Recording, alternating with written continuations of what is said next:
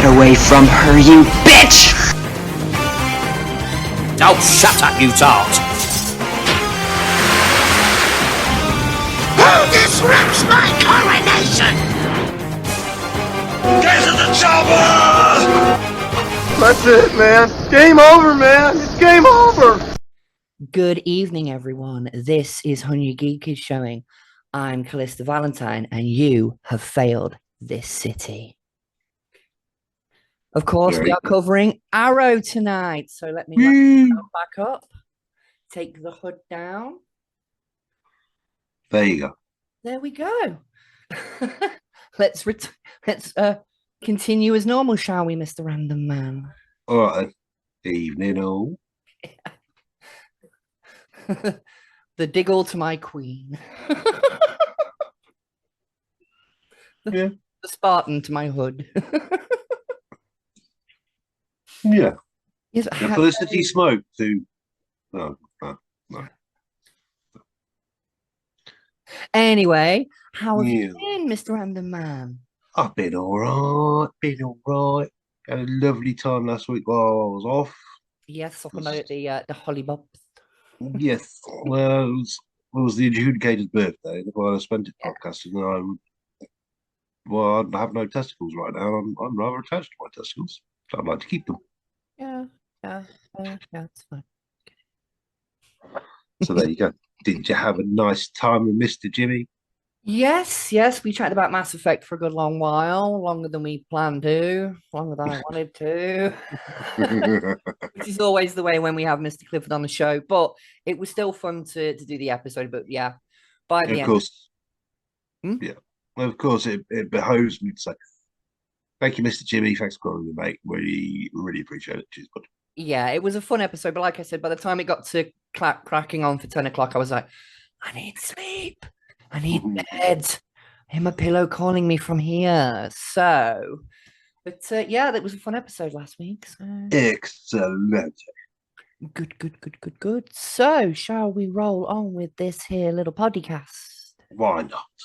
Righty ho, then jumping straight into it. We're going to get things back to some sort of an order around here, as much as they are ordered around here. We're going to not very. But yeah, we're going to jump straight into the shoutouts. And again, people are slacking, heads are going to roll, pineapples are going to be lubed, and some of them aren't. You know who you are. But anyway, our only commenter from last week's episode, the man, the myth, the beard, the diabolical one himself, Agent JK47, the Ginger Ninja, JK. He's not diabolical, he's a lovely man. It's not the Messiah, he's a very naughty zoner. That's me. But Mr. Ginger Ninja goes on to say, Arrow, watched it, loved it, Supernatural too. He jumped the gun a little bit because we did announce that we were covering Arrow this week. So, right, I was going to say, I'm like, huh? I've not got a crystal ball. I've not glimpsed a comment from the future. Let's set it back.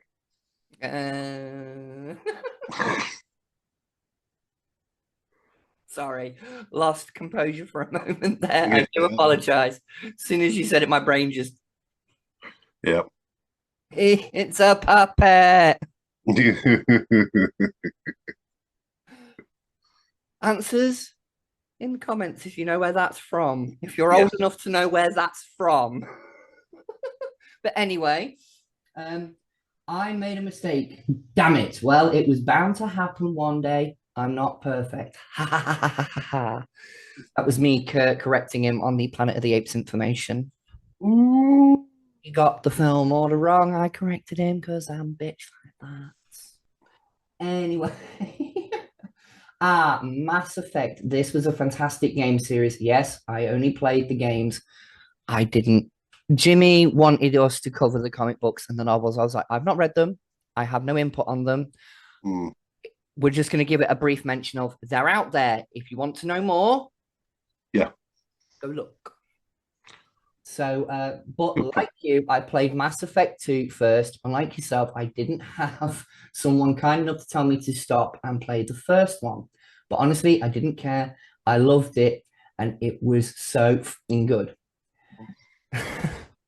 Then eventually I went back and played the first one, and damn, invested doesn't even begin to describe it. All three games I have played multiple times, and when the Legendary Edition came out, I got it again, played through it again. As for Andromeda, yeah, we tried not to talk about that one too much. I didn't hate it, but it wasn't anywhere near as good as Mass Effect 1, 2, or 3. That is pretty much the consensus. I mean, when I did try playing, I did try to do a series playthrough, all four games, and I got to Andromeda, and I don't know whether it was just burnout from playing the same kind of game. But like I said in the episode, from the very get-go, the characters didn't hook me, the story didn't hook me, the gameplay didn't really hook me because it didn't feel like it was a Mass Effect game. So for me, it was just like, why is the Mass Effect name even on this game? But anyway, fave characters are, of course, Garrus, Jack, and of course, Jeff, Joker, Moreau. Yes, we forgot to mention in the episode that the character of Joker, the ship's pilot, the guy who ferries you from planet to planet, is actually voiced in all three games by Seth Green. Oh, cool. Yeah, and he's got some cracking jokes in there about like AI and sort of slight social commentary to what's stuff. But if you've never played the Mass Effect games, if you've got a way of downloading them or playing them, you can get them on PS5, guy. You have got one now. Yeah, well, I don't have PS Plus yet. It's available on physical copy. You can get it on physical. Just saying. Honestly, as a gamer, this is me gamer to gamer. If you've never played it and you like those kind of deep role play kind of games, you will like Mass Effect. Did you ever play Star Wars Knights of the Old Republic? No. Well, never mind then. No, I never fucked with that. So Never mind then. And yeah, that is the end of the shout out. so much for Tony going, oh yeah, I'm going to comment on every episode. I'm going to comment. I'm going to comment. I am. I've got big glasses. I'll comment on every episode. Just let me polish my head a little bit more. Power up the solar panel. He needs to stop. He needs to swap out for Sparehead 3. Apparently, Yeah, he does. His current one's got droid rot, apparently. And the tooth did fall out. That's the first signs of droid rot. It is. My circuits have gone bandy. And there's our obligatory shout out to Tony Harris over at the Retro Movie Zone. Hi, Tony. Don't kill us. Kill us. Forgive us. Don't kill us. Thank you. But moving swiftly on, that brings us up to that age-old part of the show where some sort of ancient reference turned around to some sort of modern-day reference and went, what you been watching, mate? It's been a bit of a bonanza week here at JB Towns. Ooh, yes. Do tell. Not only did we finish off our run through Battlestar Galactica,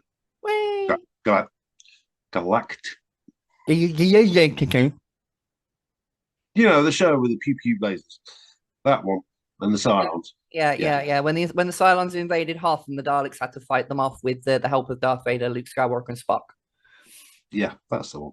That show. Yeah, I know the one you mean. But yeah, we finished that off. And it was lovely. The Blu-ray transfer was really cool. I bet.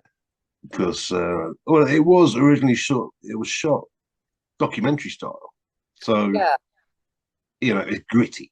I like that, and they've kept some of the grit in the transfer, but they've also cleaned it up as well. So it's kind of, you know, it's towing that fine line between full crystal clear image. It's kept it as gritty as it needed to be.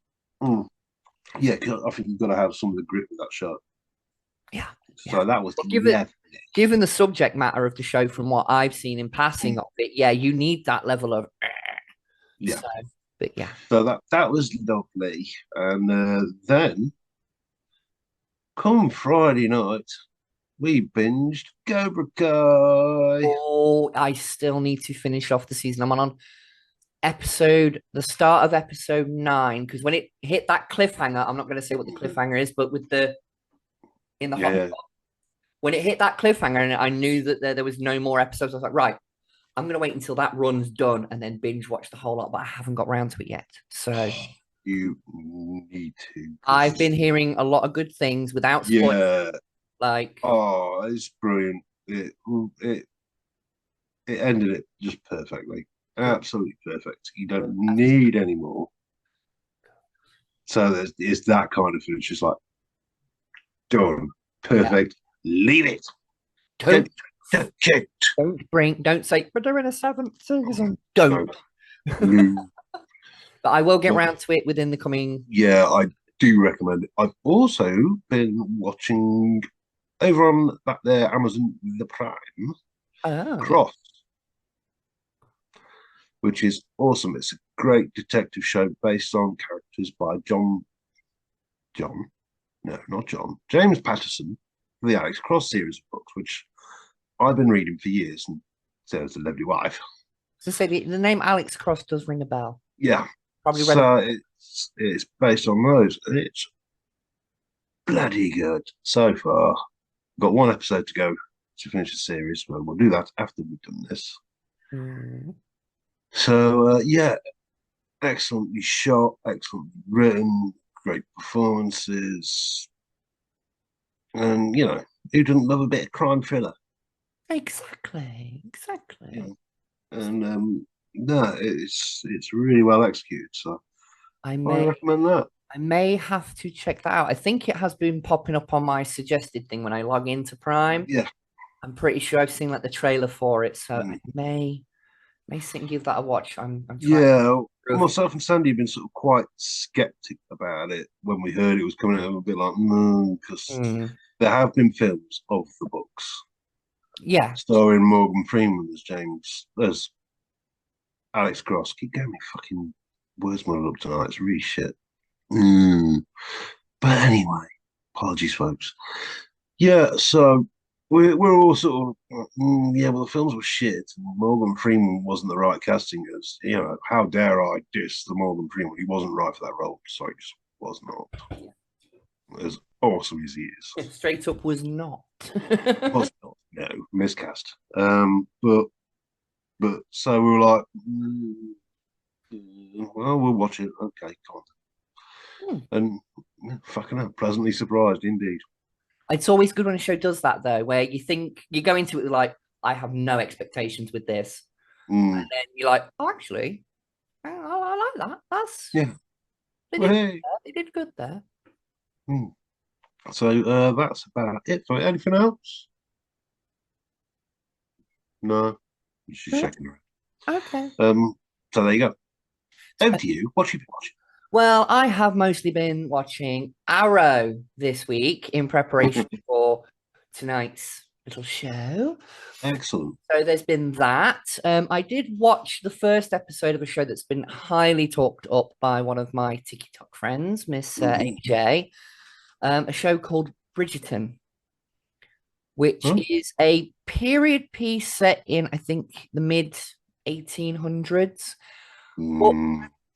But this is what gets me about it. It's quite raunchy. It's a little bit, and there's sort of like this. Well, sex has been around for a long. No. There's sort of a mystery going on, like concerning all these different families, and it's that's kind of hooked me in. I'm like, I've seen raunchier shows. Don't get me wrong. I mean, I watched the original Mole Flanders back in the day when it was on ITV. Basically, softcore. P word, the word we right. Say on here. So is she related to Ned Flanders?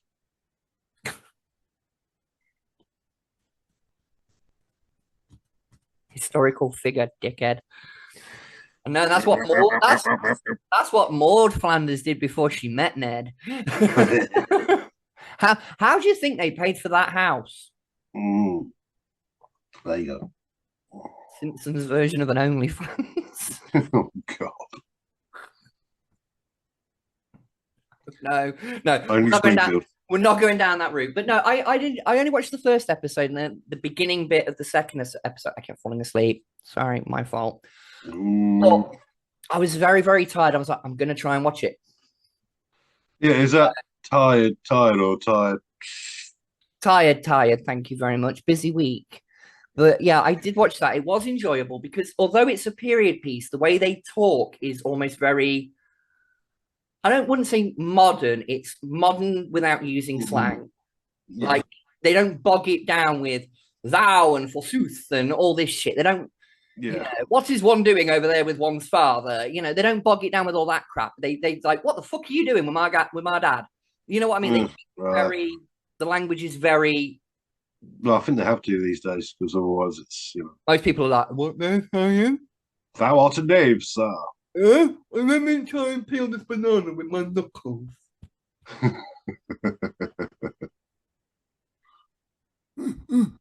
Sorry. That's just statement.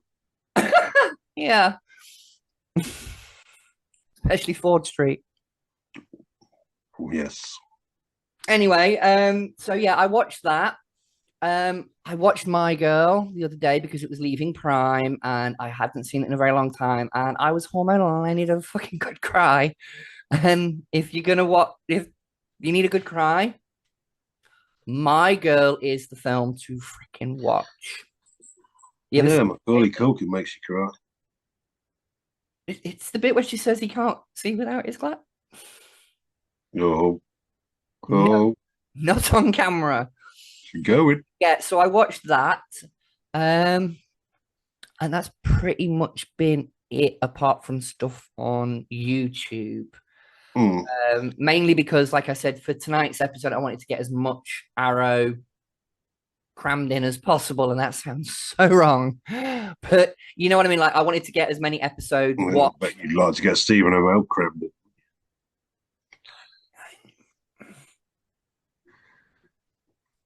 I'm not saying nothing. Yeah. I plead the fifth. But anyway, so yeah, that's pretty much it for what you've been watching then, I guess. Okay, which leads us nicely in to the CW phenomenon show that was Arrow. Kickstarted the Arrowverse. Quality varied as the show went on, but we'll get there with that. I have some things to talk about with that. But yeah, so let's kickstart it off with release and all that shit. What are the numbers bit? The numbers, folks. Right, so Arrow first aired on October 10th, 2012, and it ran until January 28th, 2020. It's a good run. Good run, 8 seasons, although, again, we will get to that in a little bit because I have notes to cover on that one. It starred primarily, as in this was mostly the main cast. I didn't want to write down everyone because we'd be here all day, so I wrote down the main ones for the first couple of seasons that established the show. I stuck with them. So we have Stephen Amell as the Green Arrow / Arrow / Hood / Oliver Queen. Katie Cassidy as Laurel Lance / Black Canary / Black Siren. It gets confusing, doesn't it? / the district attorney. Yes. Then we have Colin Donnell as Tommy Merlin for the first season and guest appearances in a couple of other episodes.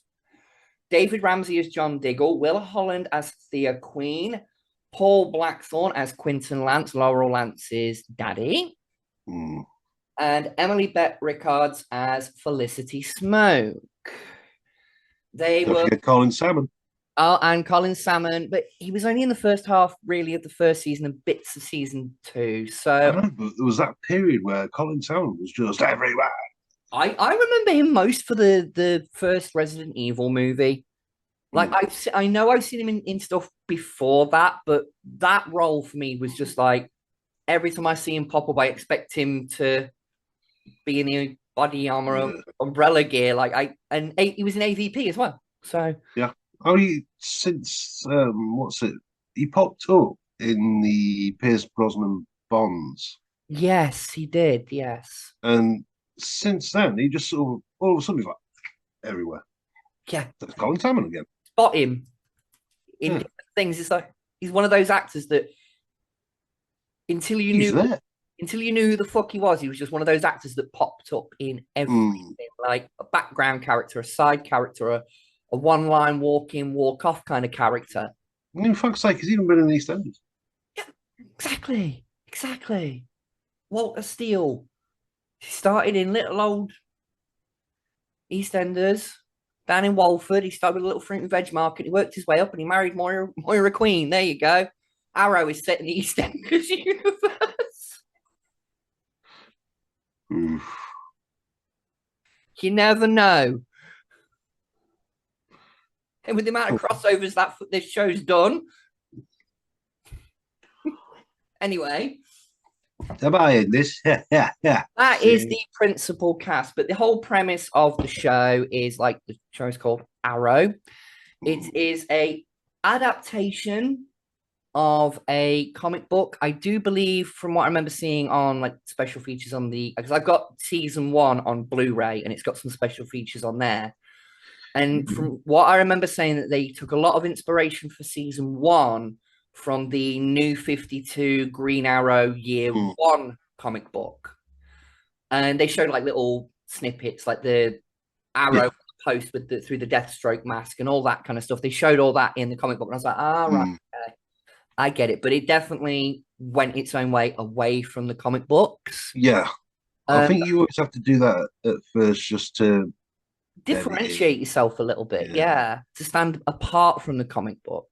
Like, don't be afraid to be your own thing. But you've got to put a few nods in. Yeah. It can't just be a character in name only kind of thing. Like, that really pisses the fans off. If it's like you name a character the name of another character and they have nothing to do with that character. And it's like, no, wait, no. Yeah, can't have him. Don't do that. Don't be that DC. But no, the whole principle of the first season of the show is after 5 years missing at sea after his father's yacht sank, Oliver Queen is found alive on an island called Lianu, which means purgatory. He's come back with one goal: to right his father's wrongs, because his father confessed a lot of things to him before he died. And he's come back to try and save his city.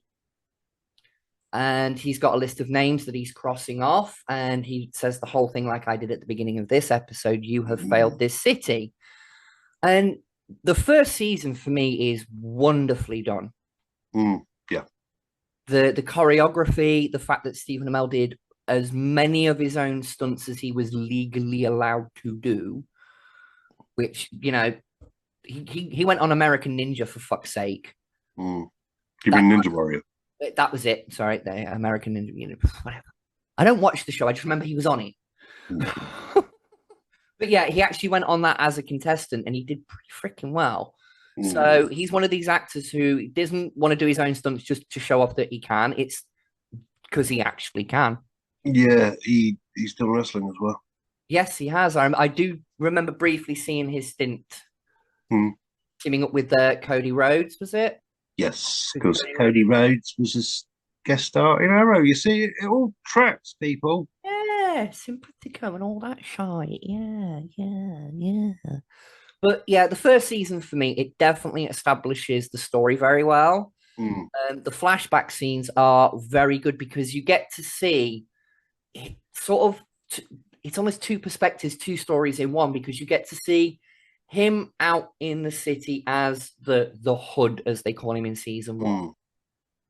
You get to see him out in the city doing all this badass stuff, jumping off roofs, doing his archery thing, the hand-to-hand fighting and everything. And then you get the flashbacks that show how he went from spoiled rich kid to the guy kicking ass.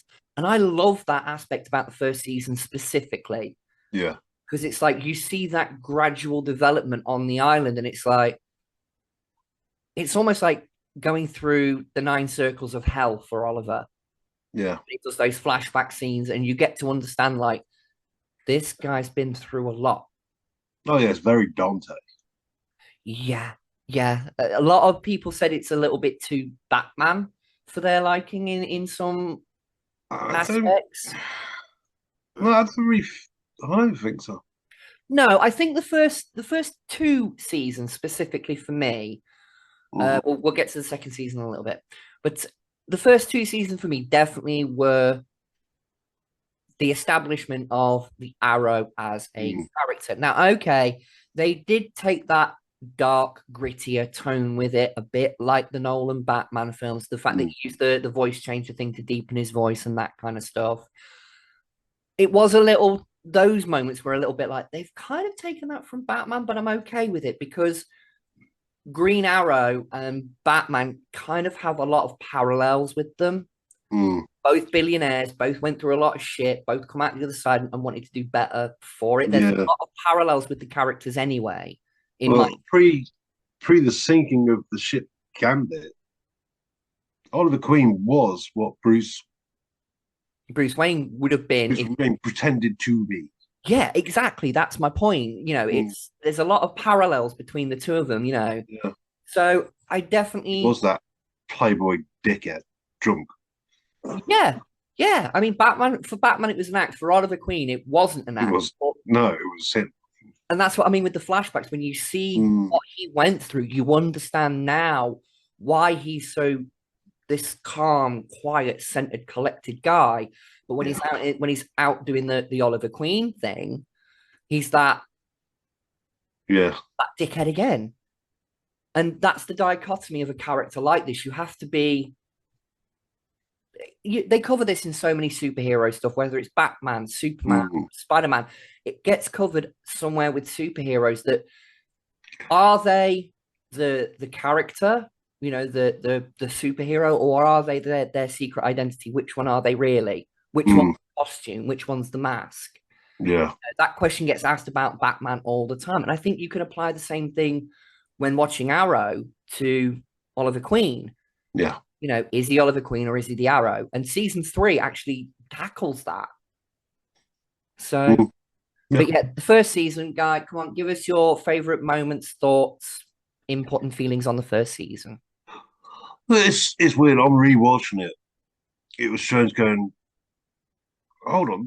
Me and Sandy were both going, hold on, this happened late. Oh, did this happen this early, did it? And then you sort of realize the pace of it. It's got a great pace. It kicks along nice. Yeah, and I think that is the one thing with, again, like you just said, with a rewatch.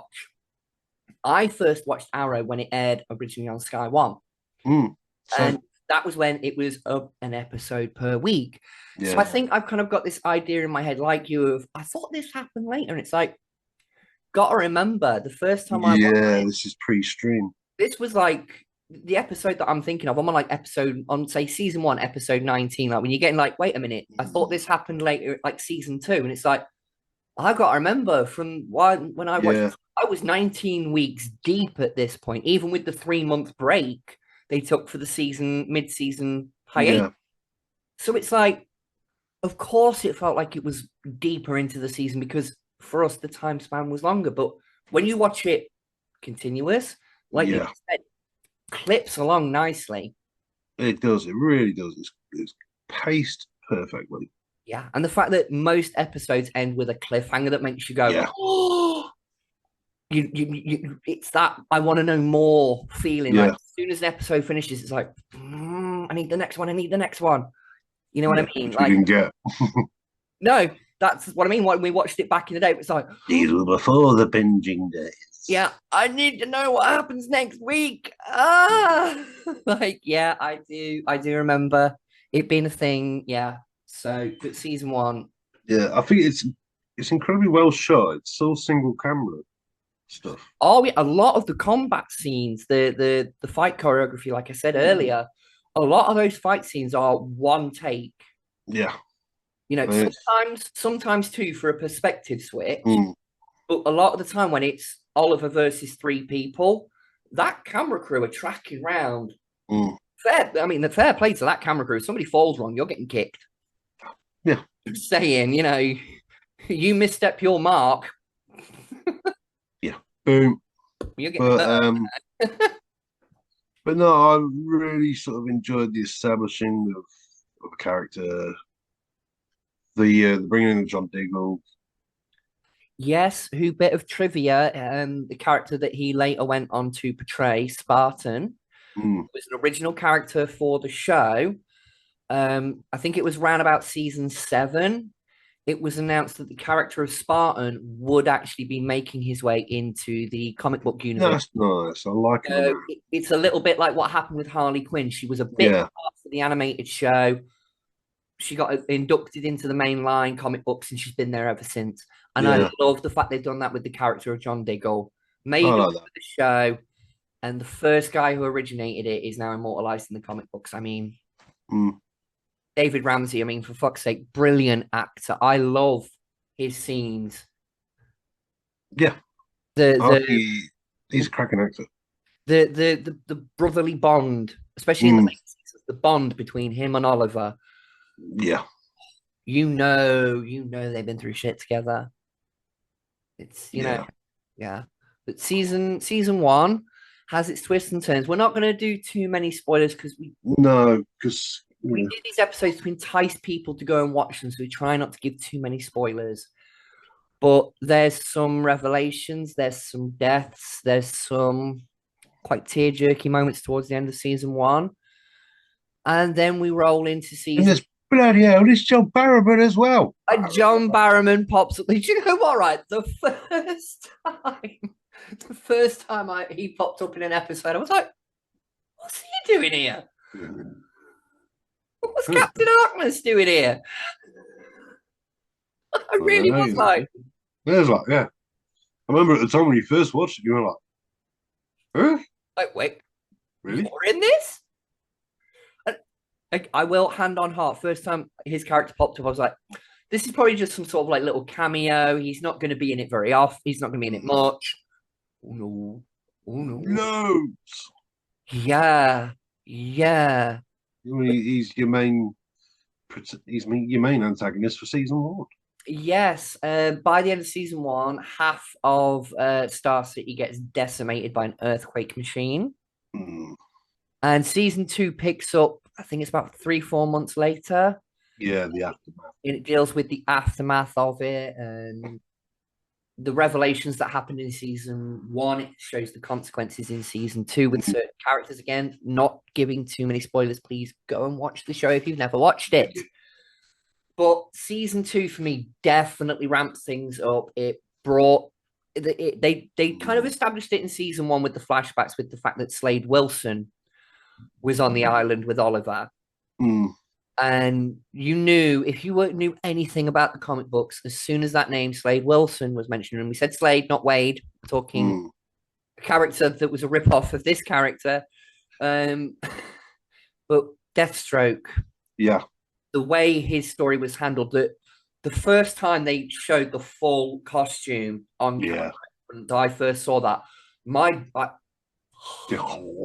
jaw hit the floor. I was like, that is a lot. That's how you do live action Deathstroke. Played brilliantly by, I don't want to butcher the pronunciation here, but Manu Bennett. Yeah. I think it's pronounced that way. JK will correct me if I'm wrong. Yeah, please, JK. Yes. But he plays Australian Special Forces agent Slade Wilson, who ended up trapped on the island with Oliver in season 1. That's explained in the flashbacks.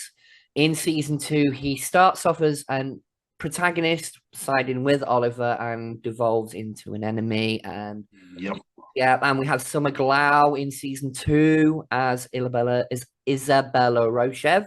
Yeah. Who every scene she's in, she steals. Sorry, she does. She's season 2, one of the main reasons to watch it. Yeah, I think she's a really good actor. Yes, but that deals with a whole other lot of tragedies that hit Oliver Queen. Well, there always has to be tragedy in these films.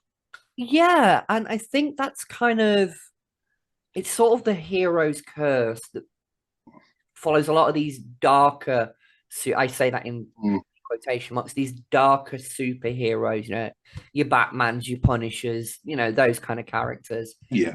Where death is pretty much an inevitability for anyone they get close to. Mm. It's the whole reason why, secret identities and all that kind of thing, Yeah. try and keep people safe. But in the end, that just puts an even bigger target on them because you're distracted. And again, Arrow deals with this in some of its episodes. The more he tries to intervene and the more he tries to protect someone, inadvertently, the more harm he's putting them in. Yeah. Mobsters make that he has connections with certain peoples, and they're like, well, we'll go after those people. We'll get information from them, just because they know that they know him. Mm. It's guilt by association almost, and they deal with that quite a lot in the show. Why do this with a team when, it's again, you gotta watch the fucking show. Yeah. What I do like about it, so overall, is the non-reliance on Batman. Yes. Gotham is mentioned a couple of times in passing. Bruce Wayne's name dropped. Bruce Wayne's name dropped. Yeah, but it's sort of as a joke. Yeah, it's where they show up a picture of him as the Green Arrow, and they said you could Photoshop Bruce Wayne's head onto that body. Yeah, something like that. It's this very throwaway gag. Yeah, but again, but they're not relying on it, and I like. Yeah, I mean, the third season, we'll roll through the seasons as we're talking here, but the third season, because of the use of Ra's al Ghul and the whole him taking over the League of Assassins thing, a lot of people, and at the time this was first airing, I was actually playing my way through Batman Arkham City.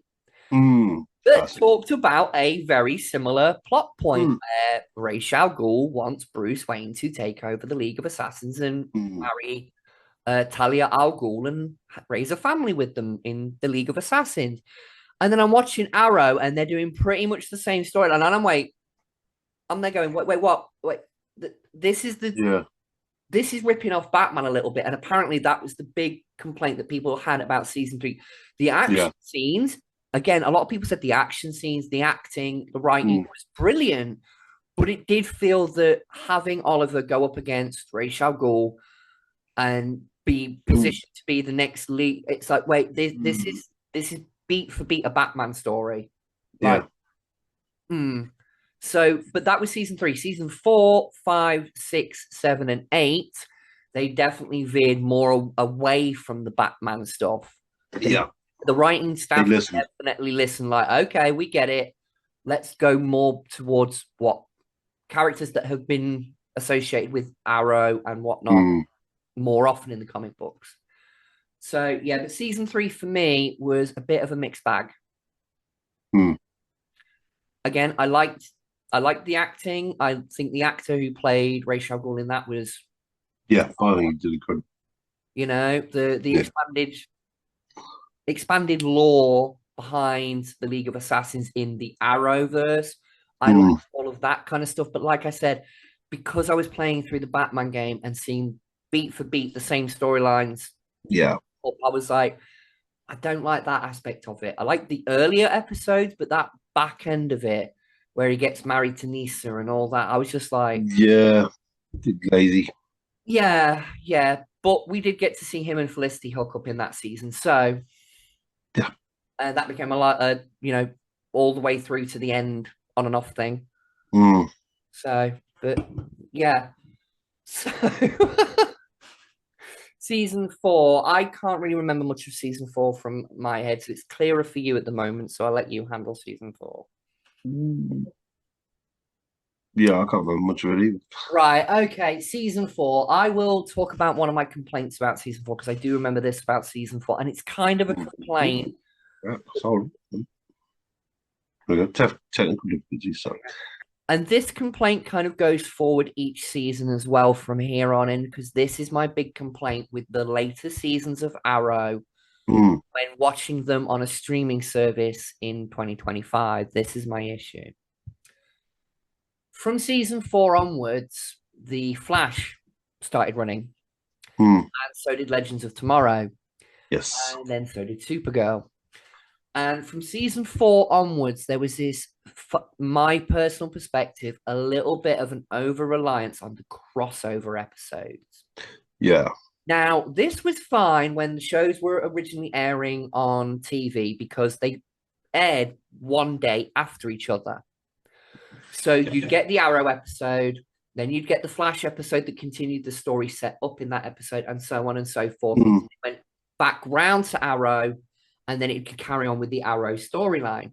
The issue with that nowadays, though, is when you're watching it on a streaming service, you don't have those extra episodes. No, we don't. We had this same issue on the rewatch.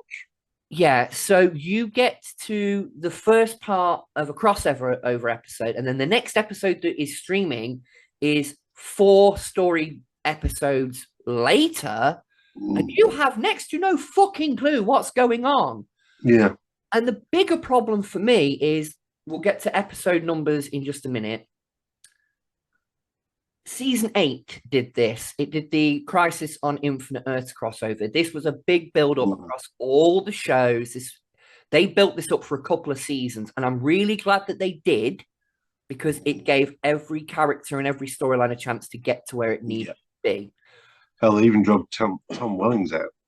Yeah, and Brendan Roth got to don a Superman costume again for a brief moment. So, but my issue with this is that season got truncated down to 10 episodes. And a chunk of that story was in the crossover Crisis on Infinite Earths. I borrowed the Blu-ray box set off of a friend of mine. It had the first part of the episode, of the storyline, because that was an Arrow episode. And then the last part of that storyline was an Arrow episode. But there was 3 episodes in the middle that I'd completely missed. So I was like, okay, I'm following this first episode. Okay. Oh, right. Okay. This is the bit where it crosses over. It does previously on. Like, okay, wait. I'm trying to follow it. Okay, right. And then it gets to the Arrow episode where he's the Spectre, and I'm like, wait, they didn't show that previous. Wait. And then next thing I know, 2 episodes later, it's gone and it's set in the future, and I'm like, wait, I've seriously missed some big story points here. What the trying to watch it on a streaming service now, unless you've got a streaming service that has access to Flash, Legends of Tomorrow, and Supergirl, you're going to be lost in that final season, because it is very heavily reliant on a lot of the story points in those other episodes, and they're not included in this streaming service. That's a problem. The only thing I can think of to maybe alleviate this is maybe Prime, or wherever these shows are streaming, is maybe for these crossover events, show the feature-length full episode.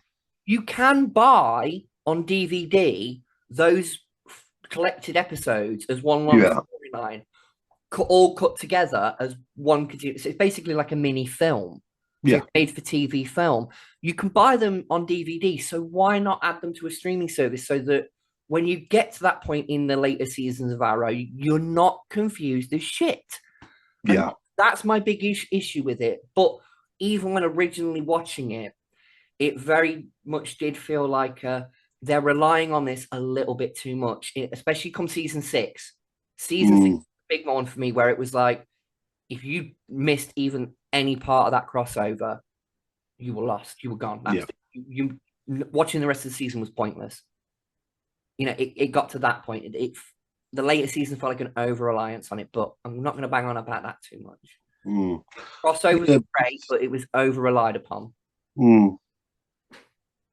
That's my 2 pence worth on that. Sorry. No, it's true. It's true. But oh, go on.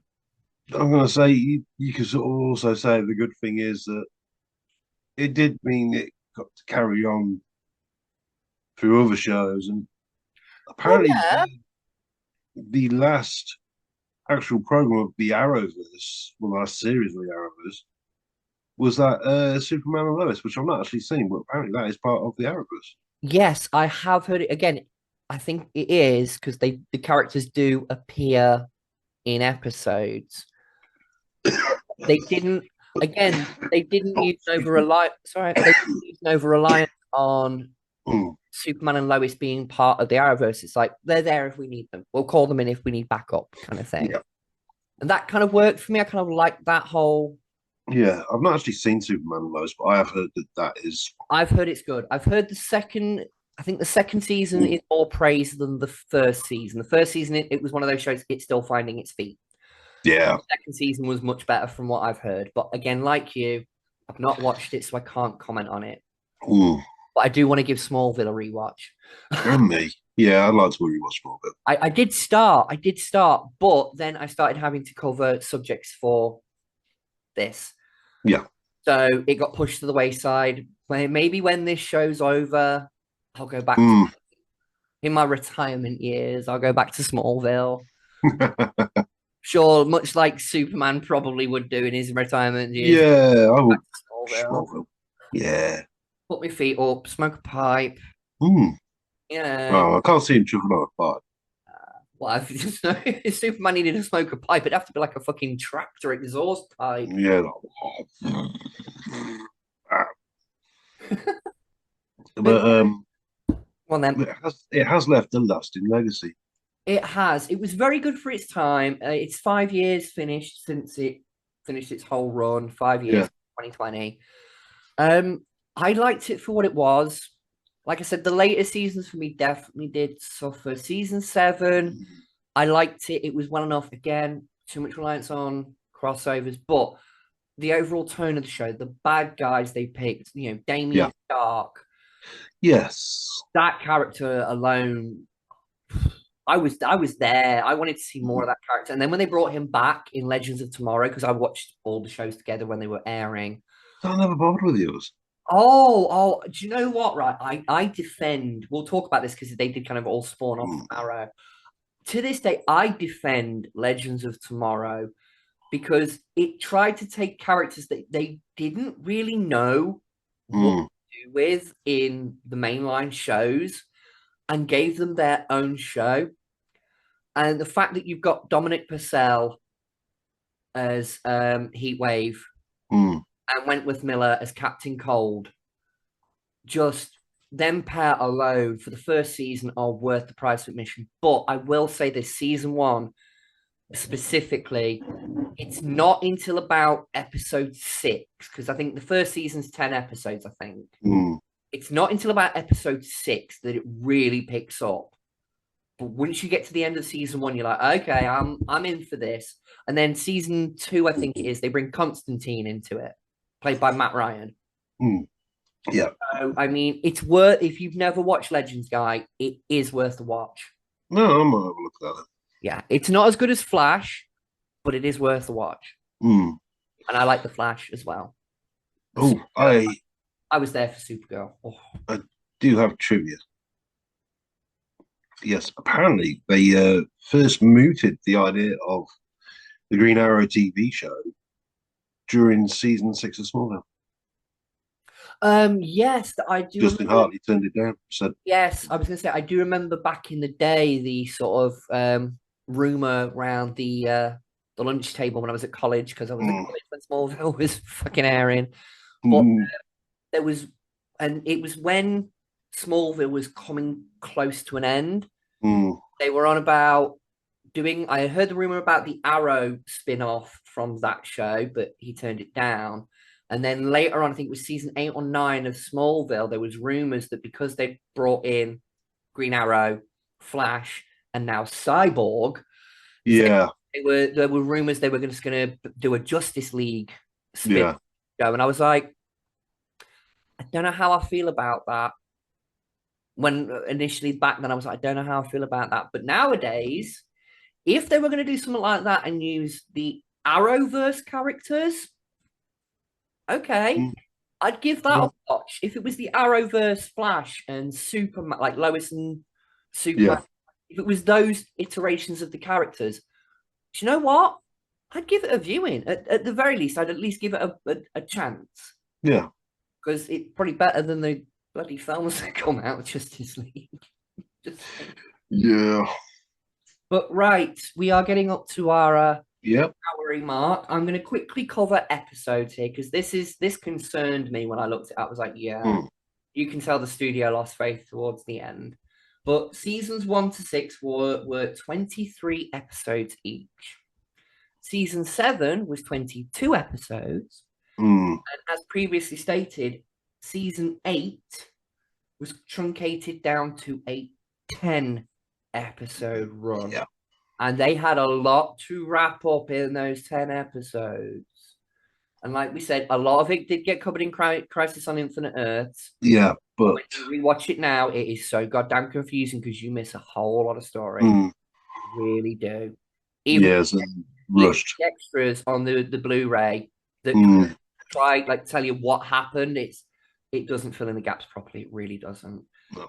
And it had a total of 170 episodes. So if you're doing a rewatch, compared to some other shows like Supernatural and The Simpsons, it's not that big of a hill to climb, really. Yeah. But There you go, folks. that But was that's our if talk you about want, Arrow, I guess. if you want a good, gritty superhero show that's more mired in reality than fantasy elements, do check it out. One thing I will say, and this is kind of I don't suppose it's a joke, it's more sort of just something I noticed. When watching a show like The Arrow, especially season 1, Mm. and some of the kills that he does, some of the fights, Yeah. and stuff, the line in Deadpool 2 where he's fighting Cable in the prison, and Deadpool says to him, "So dark, are you sure you're not part of the DC universe?" Mm. I was watching season 1 of Arrow, and that line popped into my head. I was like, maybe this is what that line was a dig about. Because it seemed at that time, a lot of the DC characters would be dark in the shadows, put my hood up. It did seem a lot of DC characters were going down that route. So maybe that's what that was in reference to. I don't know, but Could be. yeah. But so final thoughts on Arrow and the Arrowverse. If you've not seen it, go and watch it. Go check it out. Like Guy said, if you want comic book action that's not men in space and Infinity Stones and over reliance on crap CGI, and you want to watch a guy actually doing his own fucking stunts and some brilliantly choreographed fight scenes that, for me, to a certain extent, almost rival Cobra Kai. In some instances, there's some fights where it's like, oh yeah. The end fight in season 1 between Oliver and the Dark Archer, specifically, that fight. Yeah. Oh. Oof, indeed. Go and check it out. Go and check it out. Yes. Go on, off you go. But yes, Bugger off. so right. That has been our episode for tonight. That it has. Right, I can go and take this ridiculous makeup off. Yes. That is one thing I will say, actually, in season 3, a line that really, really made me go meta humor. I like it. It's the one episode where Oliver goes back to Star City on a mission for Argus. His friend that he's working with on the mission says, "What if somebody spotted you and recognized you?" It's like, no one would have recognized me. I had the hood up. And the guy just looks at him and goes, "That wouldn't work even if you smeared grease paint on your face." And in season 1, what does he do? Like, I love that little wink, wink, nudge, nudge joke. When shows go a little bit self-aware like that, that gives me a little like little. They get it. They know that there's fans out there going, "How can people not know it's him? It's just grease paint." Yeah. These are these same people who go, "How can you not tell it's Superman once he takes his fucking glasses off?" It's the demeanor. It's the way he presents. It's subtlety, subtext. If you don't know what subtext is, then maybe you should read a book that's more than 3 pages long and floats in a fucking bath. You know who you are when I'm talking to you. But anyway, that is it for tonight's episode of Hun, Your Geek is Showing. We'll be back next week. We will be back next week with a... Will I be back? Don't know. Could be. Maybe. Don't know. Have to wait and see, folks. But right, we'll shoot... We